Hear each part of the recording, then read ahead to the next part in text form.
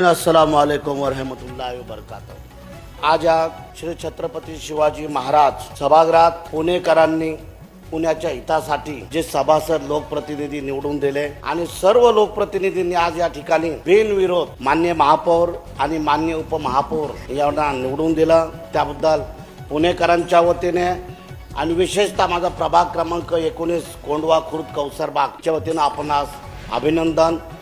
पुढील भावी वाटचालीस आपणास मनापासून शुभेच्छा।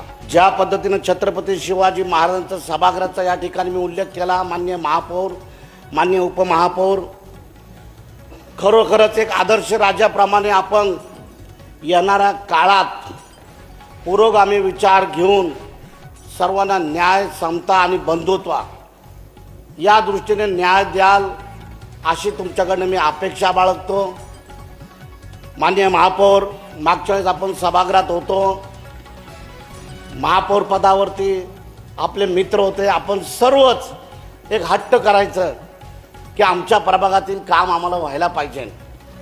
त्याच पद्धतीने तुम्ही या ठिकाणी ज्या पद्धतीने या बाकावरती आपण बसत होता, आम्ही समोर बसलो होतो, आपण सगळे एक आपल्या प्रभागासाठी पुणेकरांसाठी पुणेकरांच्या हितासाठी एक चांगल्या भल्यासाठी आपण ज्या पद्धतीने संघर्ष करत होतो त्या पद्धतीने आपल्याला संघर्ष करायची वेळ येऊ नये आणि येणाऱ्या काळात तुम्ही नक्कीच सर्वांना पुणेकरांना खास विकासासाठी न्याय द्याल आणि विशेष करून आमच्यासारखा छत्रपती शिवाजी महाराजांचा मुस्लिम मावळा या सभागृहात सर्व जाती धर्माची या ठिकाणी आम्ही नेहमीच विचार प्रकट करत असतो आणि विशेषतः माझा कोंडवा आणि कोंडवा परिसरातील जो भाग आहे त्यासाठी मी नेहमी लढत असतो।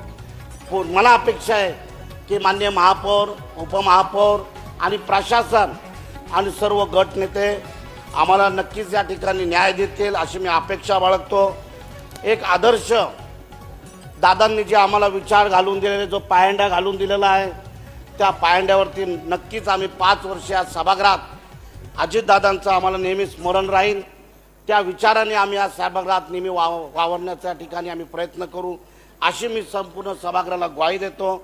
आणि पुन्हा एकदा बिनविरोध ज्या पद्धतीने माननीय अरविंद शिंदे बोलले, खरोखरच त्यांनी त्यांच्या याच्यातनं बऱ्याच काही कल्पना समजणे वाले को इशारा काफी आहे, भरपूर काही ते बोलून गेले आणि त्या बोलण्यात एक अर्थ आहे, त्या अर्थाचा आपण चांगला मतलब जर घेतला तर नक्कीच पुण्याचा विकास होईल अशी मला अपेक्षा वाटते। आणि पुन्हा एकदा मी माननीय महापौर आणि माननीय उपमहापौर यांना मनापासून शुभेच्छा देतो। अभिनंदन। जय हिंद, जय महाराष्ट्र।